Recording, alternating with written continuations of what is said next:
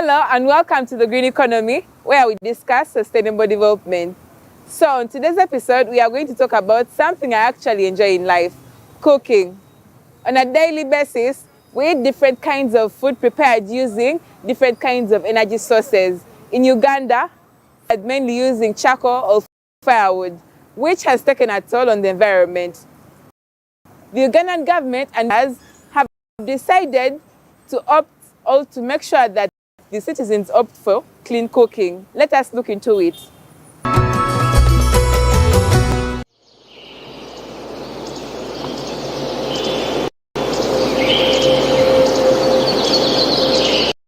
In a land where nature's beauty once thrived, a stark reality has emerged over the years.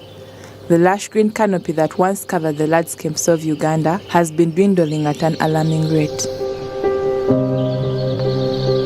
Over the past decades, Uganda's forest cover has been experiencing a relentless decline, posing significant challenges to the country's environment, biodiversity, and the well-being of its people. But as we entered a new millennium, the forest cover had already declined to 1.4% in 2000, sounding an alarming warning to the impact of human activities on these precious ecosystems. As the years went by, the numbers continued to plummet. By 2010, Uganda's forest cover was reduced to approximately 17.5%, further exacerbating concerns about deforestation and its consequences. Annually, Uganda loses 122,000 hectares of forest cover, with 2.5 million hectares of forest cover being lost over the past 20 years.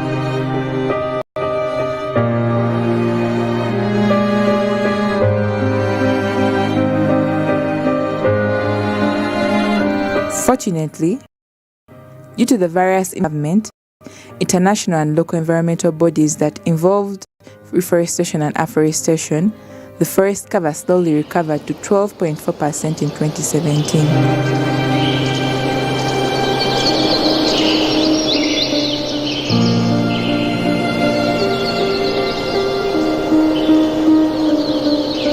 According to Uganda's National Environment Management Authority, the country has registered better forest cover in recent years, despite increasing cases of illegal logging and forest destruction by encroachers. The country's net forest cover gain rose from 9% in 2015 to 12.4% in 2017 and is currently at 13%.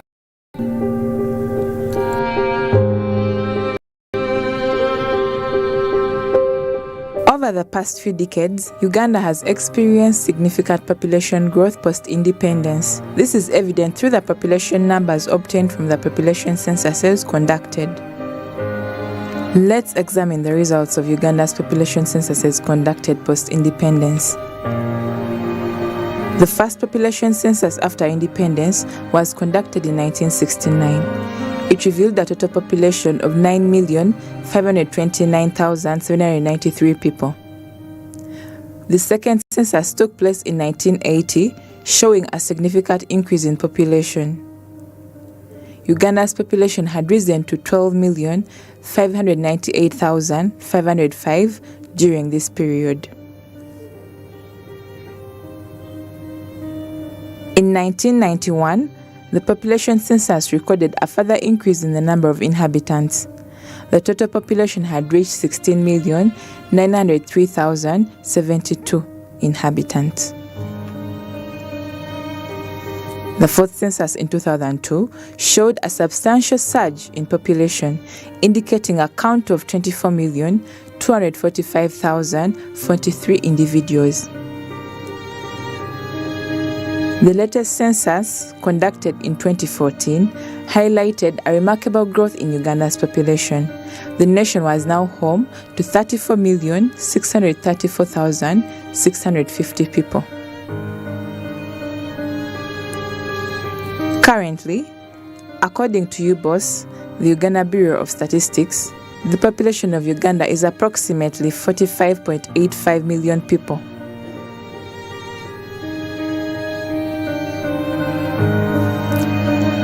The significant increase in the country's population has played a great role in decreasing the forest cover, as it has put immense pressure on the forest products.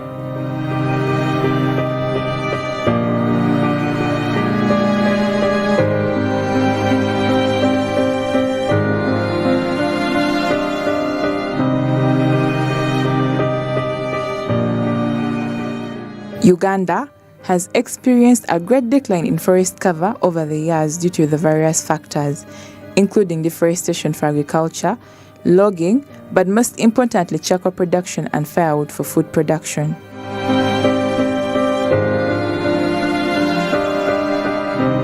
The demand for charcoal and firewood as cooking fuel has contributed to the pressure on Uganda's forests. 90% of the households in Uganda, not forgetting the fast foods and local restaurants, all use charcoal or firewood to prepare food.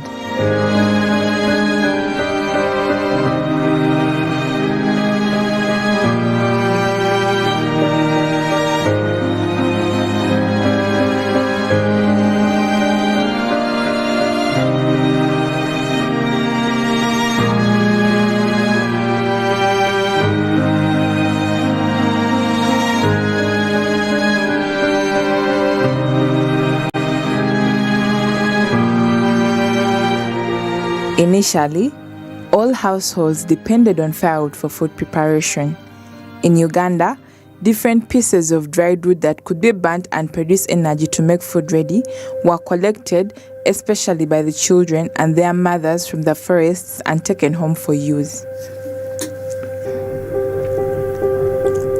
With the increase in Uganda's population, trees in masses are now being felled, dried and transported off to different customers for use.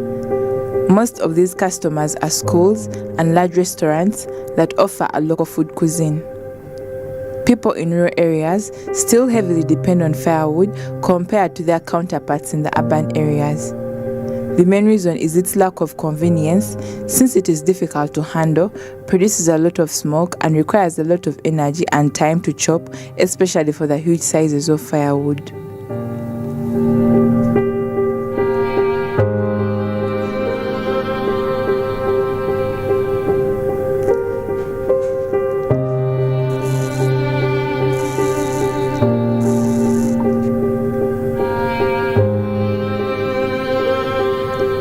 Over the years, charcoal burning and use was introduced in Uganda. The exact date of when charcoal burning was first introduced in Uganda is not well documented. Charcoal has been used as a source of fuel for cooking and heating for centuries in various parts of the world, and it is likely that the practice of charcoal burning has been used in Uganda for a long time as well.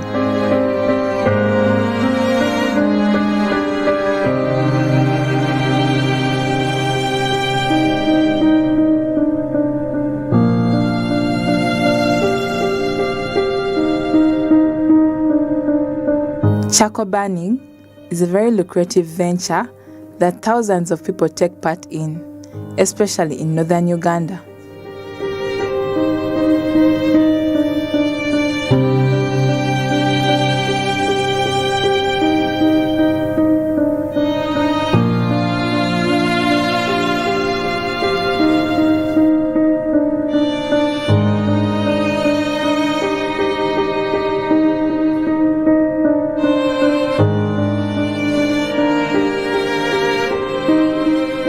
To obtain charcoal, the first step is to collect wood. In Uganda, wood is typically harvested from trees such as acacia, eucalyptus, and other hardwood species.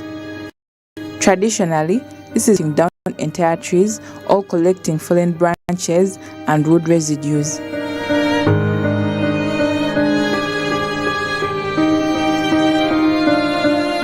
After harvesting, the wood is cut into smaller pieces to prepare it for the burning process. The wood is arranged in piles or pyramids to create enough airflow during the burning process. The wood stack is covered with leaves, grass or soil to limit the oxygen supply and initiate the carbonization process. This process is called clamping.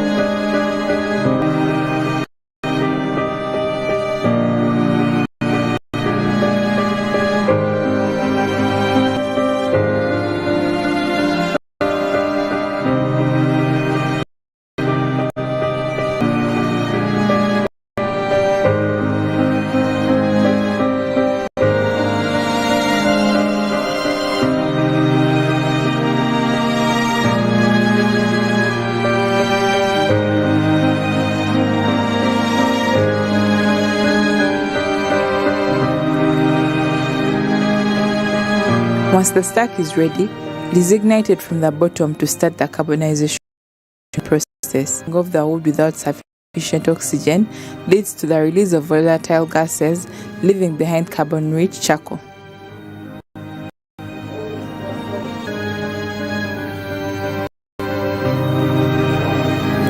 The wood is burned slowly in a low oxygen environment, and as the volatile gases escape, the remaining carbon content increases.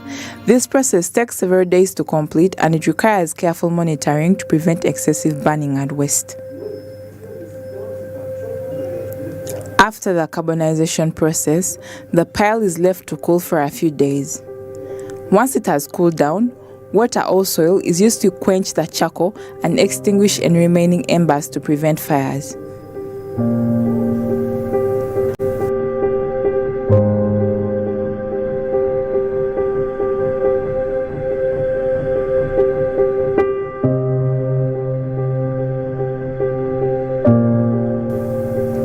The charcoal to remove impurities, ash and non-carbonized wood. It is typically sorted in grades based on quality.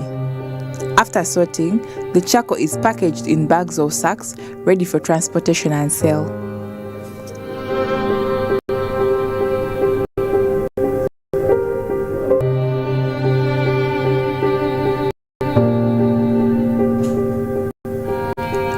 Charcoal burning and fire has resulted in a lot of negative impacts, starting with animal and bird habitat loss. Forests are home to diverse plant and animal species.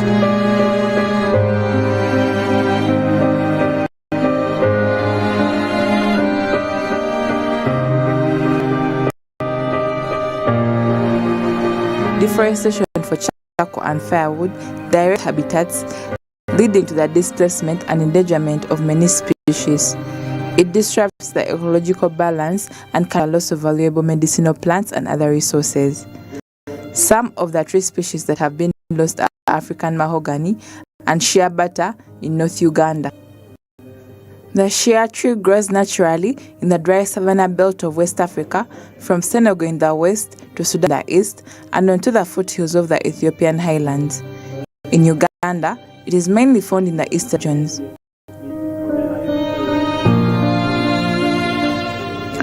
The shea butter tree is a popular tree among the people of northern Uganda. The shea butter tree is highly valued for its nuts, which contain a rich buttery substance known as shea butter that is used to make cooking oil and body lotion, which are sold at a good price. Shea butter is widely used in various industries, including cosmetics, skincare, and food. It is known for its moisturizing properties and is used in products such as lotions, creams, soaps, and lip balms.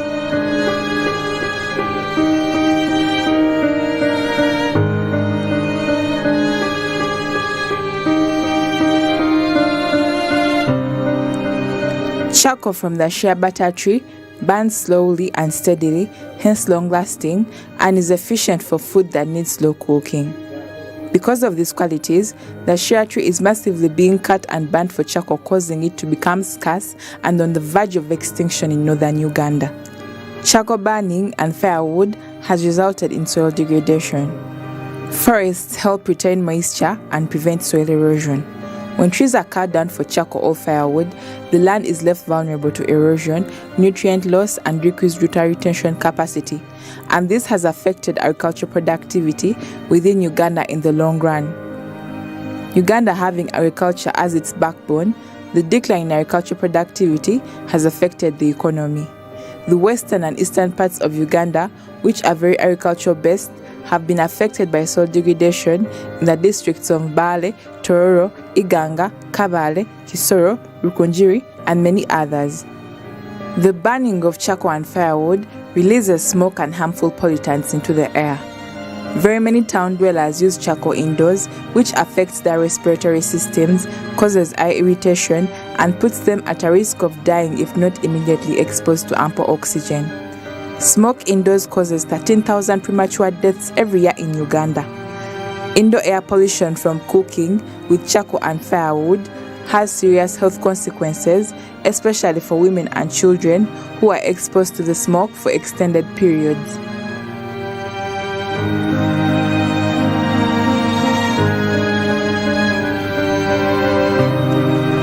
Climate change is in place, especially in northern Uganda, as a result of reducing the capacity of forests to absorb carbon dioxide, one of the greenhouse gases responsible for global warming.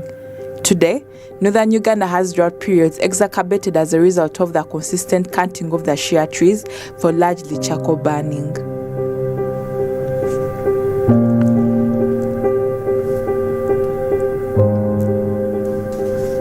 Charcoal burning and firewood collection involve massive tree cutting, which has led to long-term economic challenges as communities have lost access to valuable forest products and ecosystem services. It has also hampered the potential for sustainable income generation from ecotourism and forest-based enterprises.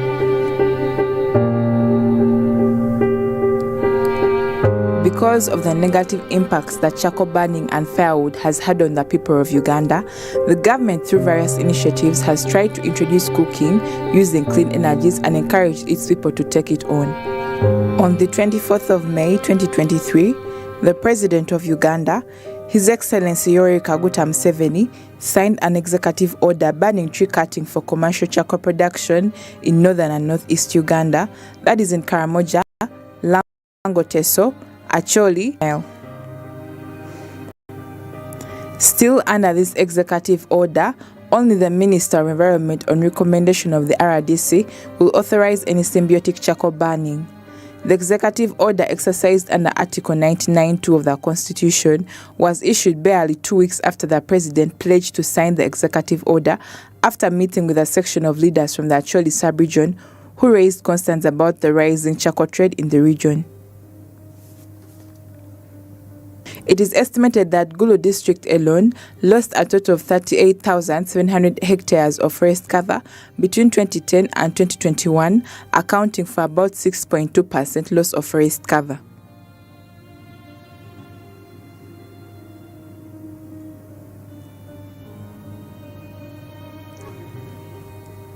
The excessive cutting of trees has forced some of the local leaders and vigilante groups to take up civic action as an alternative measure to curb the illicit trade and transport of charcoal out of the region. For instance, former Aru North County Member of Parliament Samuel Odonga Otto earlier this year launched the Ribe Pipacho, a youth-led advocacy group to champion the vice in the region. Otto equally accused the security personnel and officials in the National Forestry Authority of being behind the charcoal trade in the Acholi sub-region. A variety of campaigns have been put in place to encourage clean cooking, but those that have been a success and are noteworthy are the following. In order to encourage the people to shift to cooking clean, the Electricity Regulatory Authority (ERA) introduced the Fimbisa tariff, where cooking with electricity has been made affordable. One can buy 70 units each at a reduced price of 412 Ugandan shillings after using the first 80 units of the month. Sadly, only this benefits the rich, who are the minority. Where does this leave the common man in ensuring they can affordably cook while they cause no harm to the environment? On the other hand, the Ministry of Energy and Mineral Development, supported by the Global Alliance for Clean Cook Stoves and the Uganda National Alliance of Clean Cook Stoves in 2016, launched a campaign aimed at encouraging Ugandans to adopt the use of improved cooking stoves in Kampala. The Fumba Alive is a behavior change campaign which aimed at positively influencing urban dwellers, especially women, to adopt improved cook stoves. Women were emphasized as they do the most cooking. Today, the Fumba Alive campaign has reached a total of above 5,000 people and sold stoves to a numerous number of homesteads, protecting the environment. Also, the government has encouraged the use of briquettes from charcoal dust, which is a charcoal residue, and also from plant residues such as plowed grass from the garden, fallen tree branches, leaves, and so many others. This is done in order to reduce the cutting of trees for charcoal burning and firewood. Briquettes are most beneficial to the consumer since they are cheap and steadily burned, making them long-lasting, while for the producer, the biomass material, enough to make, for example, plant or grass briquettes, is hard to collect, and at the same time, they sell cheaply to attract customers, failing to recover their costs of production. Despite all the efforts, the use of charcoal and firewood in bulk is still on and will continue, because of its convenience and affordability to the consumers and lucrative nature to the producers. As earlier mentioned, over 90% of the households use wood fuel for cooking, that is in the form of charcoal and firewood. When it comes to the town dwellers, charcoal is used most because it is easier to handle, produces less smoke, provides ample heat for foods that need slow cooking, and is easy to use yet affordable. Unlike firewood that is heavy and produces a lot of smoke, especially when it has not dried well. As for the businessmen in the charcoal burning and firewood industry, they earn a lot on a good day. Currently, a sack of charcoal goes for 75,000. But with the banning of charcoal burning in the north, this has affected many who have been left jobless and frustrated with huge losses incurred.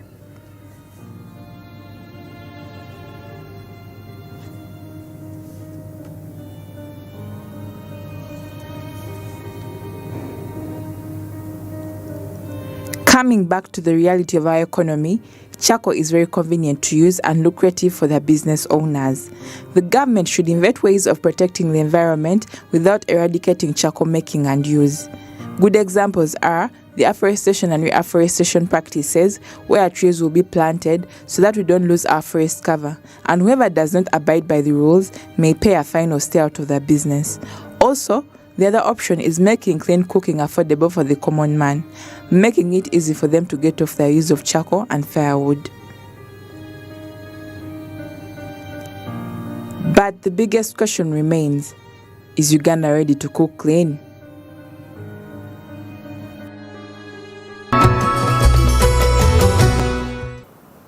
We have come to the end of our wonderful show, and I personally think that clean cooking should be adopted within the country, although it may take a heavy weight on the average person since it is still expensive. Catch this show next week, 8 p.m. Tuesday, and repeat happens every 6 p.m. Saturday. See you next week.